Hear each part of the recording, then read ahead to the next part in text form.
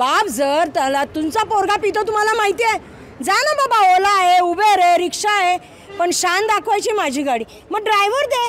आणि नाही तर पब चालका मालकांनी काय करावं, एक एक ड्रायव्हर यांना द्यावा. खूप पाजा तुम्ही त्या पोरांना, करा वाटोळं त्यांचं, पण ड्रायव्हर द्या. कारण का रस्त्यावरची लोकं मरतायत, ती लोकं नाही मरत. तो तर जिवंत आहे, पिझ्झा बर्गर खातोय. एक मोठा राजकीय माणूस त्याला पिझ्झा बर्गर खाऊ घालतोय, पण 2 पोरं गेली आहेत. वयाच्या 50व्या वर्षी आईबापांनी 16-17 वर्षाची मुलं खांद्यावर घेऊन जाणं हे फार दुःखद असतं.